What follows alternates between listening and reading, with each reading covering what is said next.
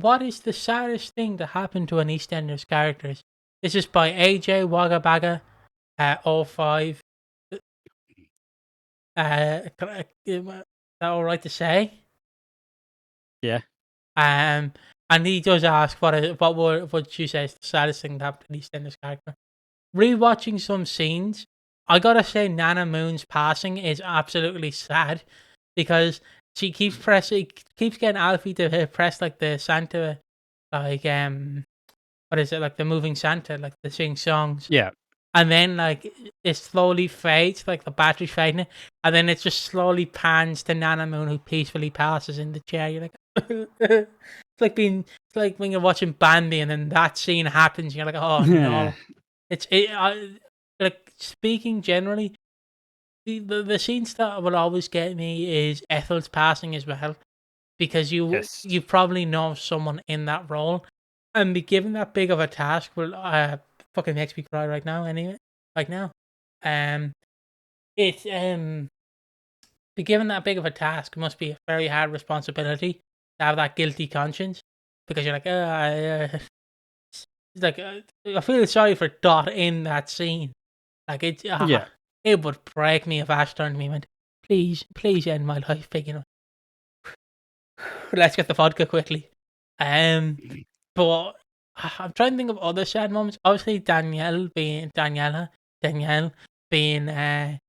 hit by the car and dying in Ronnie's arms. That's it's just that is the big one.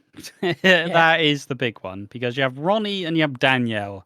Danielle, who's desperately trying to basically drive through the brick wall that is both Archie Mitchell holding up a barrier and Ronnie, who's already closed off and absolutely had nothing to do with her. Despite obviously the fact that the casting was fantastic, and like if Ronnie just looked at her for 5 more seconds, she'd go, "She looks a lot like me."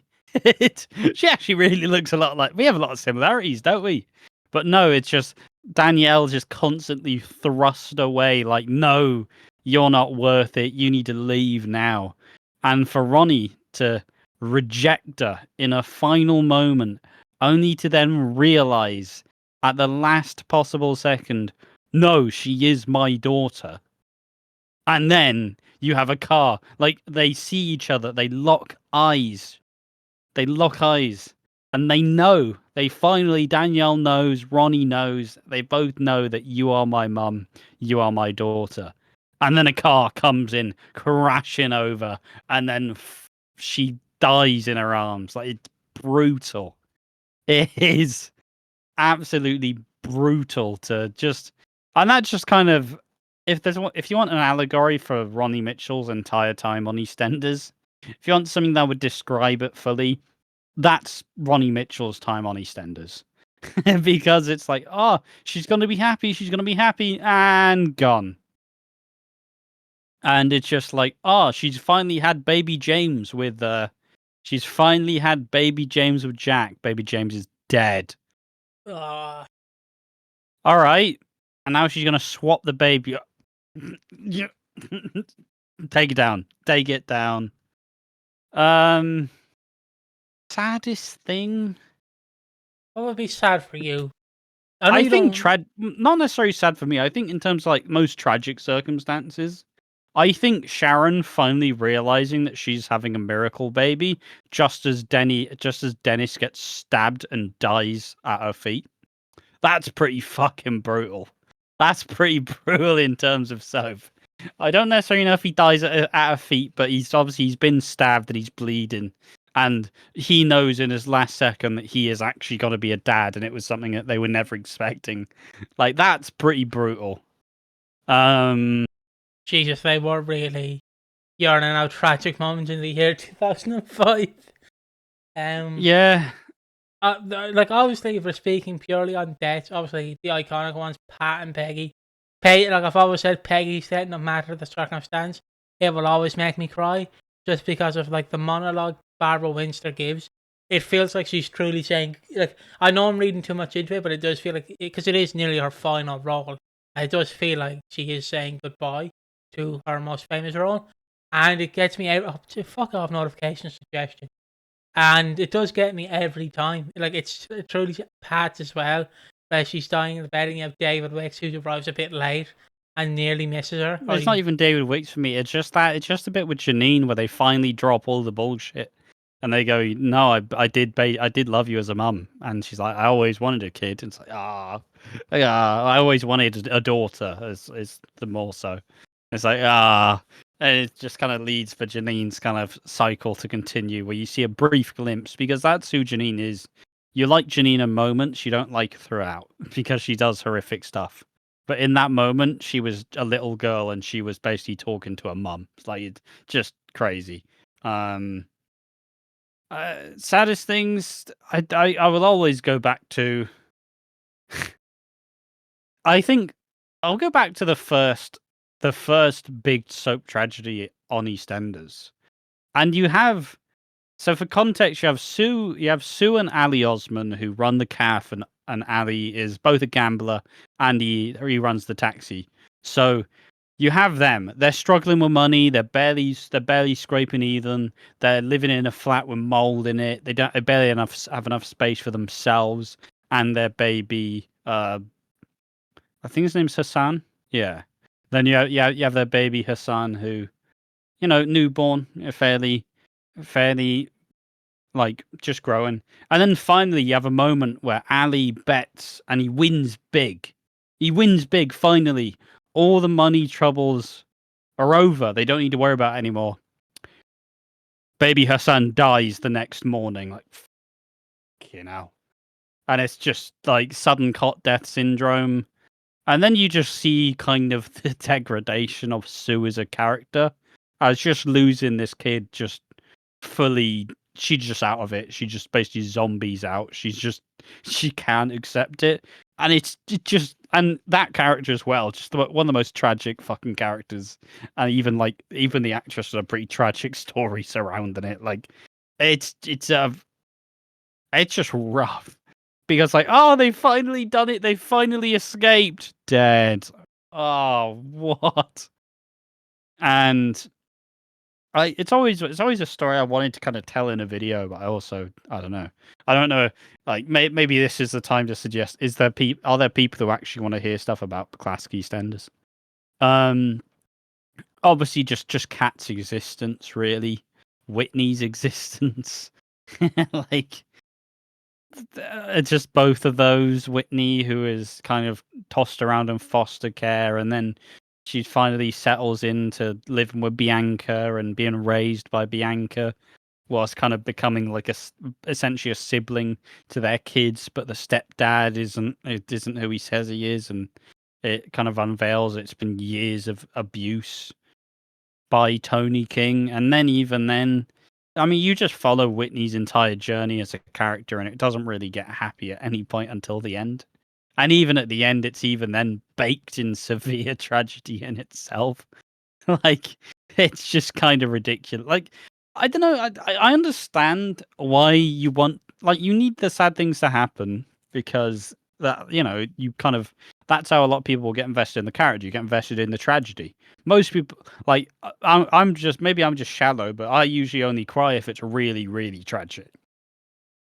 Like, it has to really play the tragedy for me to genuinely get wrapped up and invested. And that's why the Peggys, the Pats, that's why the Ethels, that's why those deaths will always be extremely sad to me.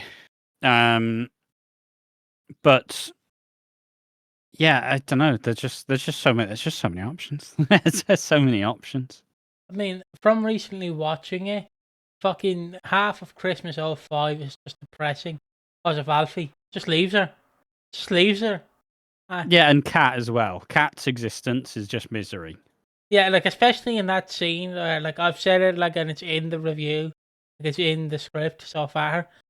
She's in the mirror crying, she's upset with herself because her man in the moon had left her. And what's playing in the fucking background? Ash. You remember Goodbye, my lover. Goodbye, my friend. I have been the one to be loved by you. Bye, my love. But like, it's so tragic as well because that Christmas is supposed to be it's Kat's happy ending. It's what it is. Yeah. You know, little Mo's coaching her like, "Oh, this is the one. This is gonna be it. You're gonna be safe. You're gonna be fine." And then Alfie just fucks off halfway through, leaving her alone. And it's like, what? And But then, and then she gets sad. She flirts with men. She does anything to distract from the fact that her man in the moon's left her fucking hanging. and The moon's made out of cheese. He's not coming back. I will say the other only bit sad about that Christmas is when he initially leaves. It's not the bathroom scene as well. The bathroom scene is depressing. It's when he leaves and it's raining and Kat says, "No, don't leave me. Don't leave me. Don't leave me." And it's like, even then, so if there's one thing that defines Kat's, like Jesse Wallace's really tremendous acting ability, is when something really sad happens to Kat, it's not Kat like the adult woman reacting. It's basically like Kat the inner little girl where her heart just breaks immediately. And like you see it when Charlie dies, where she sees him like after having a heart attack, and she just like, just like a little kid all over again, just like, what?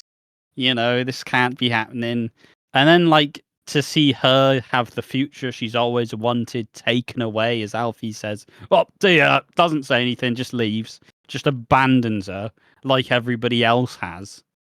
Like, and then, yeah, and even then, so you have it in 2018 where Alfie blames her for the abuse that she suffered at the hands of her uncle.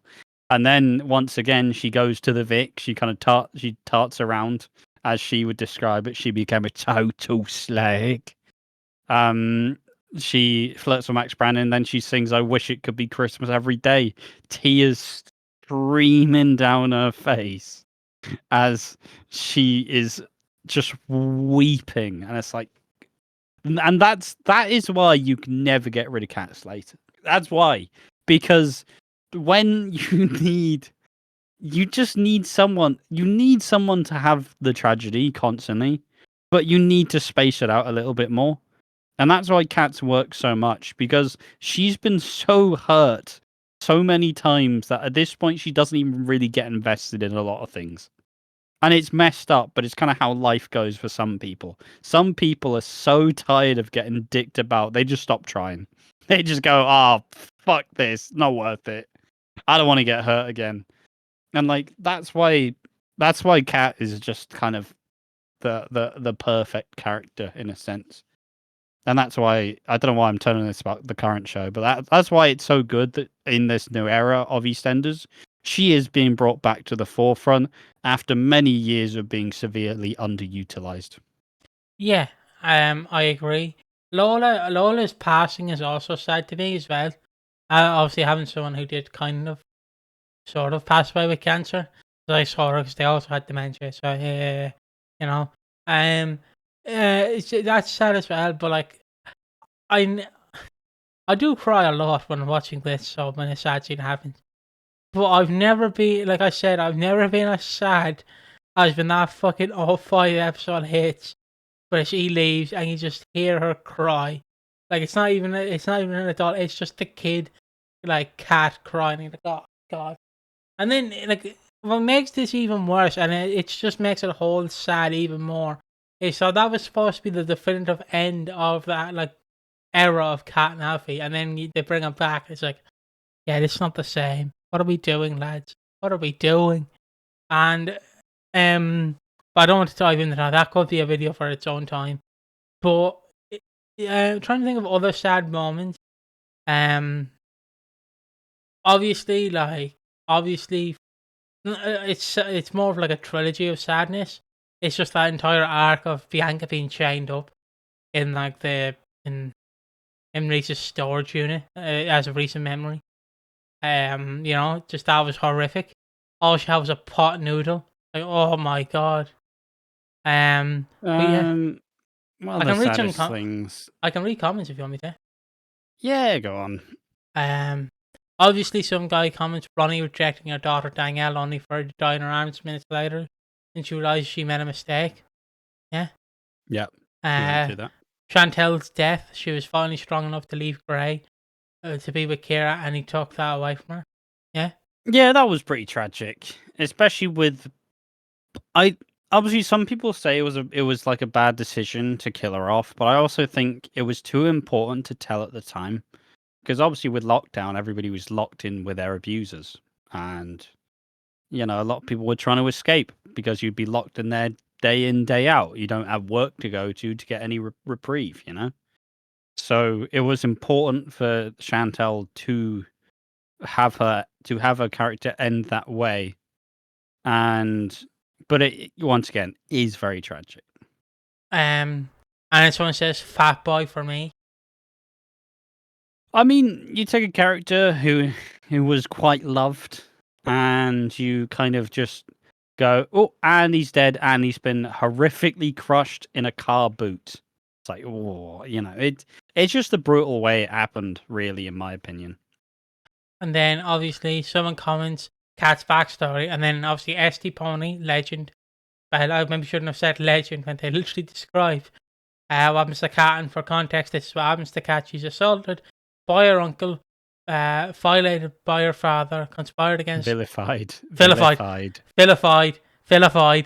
by her father, conspired against by her mother, forced to watch her daughter being raised as her sister, and having her son kept secret from her for 30 years. Yeah. Vilified. I said something wrong. Donna being rejected by Kathy and then overdosing. Yeah. Donna Ludlow is a pretty. Just a tragic, because it's like, oh, maybe Kathy will want me, and obviously this was the baby that I don't think it was a consensual encounter which led to Donna's birth, and then she comes to find her and then just can't look past it, and she just dies. She just overdoses, and it's like, it's crazy. Ethel's death, yeah. Bradley's final story was very sad. Yeah, I agree. Peggy walking away from the fake one last time. Someone chimes in, Paul Truman had a terrible ending. Laura Beale's whole story from her arrival until her death was absolute misery. Billy having to hear Jay's dad die was quite horrific. Max losing two of his kids in the same way. Two? Who's the other one? Yeah. Bradley. Oh, Bradley. I know you're talking about Bradley, but I was like, what the fuck? Two? I believe, God, for a second. Probably not the saddest, but for me, seeing Max get carried away by the police after finding out Bobby was the actual killer. Yeah. I feel like we leave it there. Paul, just have a quick look. No, it's just there's one slightly lower saying Pauline dying in the snow all alone, but she'd left Martin a voicemail before her death. Pauline wanted to apologize for the terrible things she did. She wanted to make amends that she loved him. Martin later heard the voicemail the day after she died. Just thought you'd wanna get the mention of Pauline. Yeah, I should say, yeah, Paul. Like I've said it before, Pauline's death is actually the saddest. Like, it is one of the saddest. I've mentioned it numerous times. I don't think there's a sadder way to go than dying all alone in the snow, underneath a Christmas tree, beside your ex-husband's bench, while your dog just lays beside you. I think the more I describe it, I hope more people get the vision of like why it's sad. And then to add to it, you have the people outside the Queen Vic throwing snowballs, and the only one who realizes that she's passed away is fucking Dot, who's like, Martin, come here, Martin. Oh, Jesus. But yeah, that is it. That is all we have. We'll see you in the next one. Bye-bye. Bye-bye.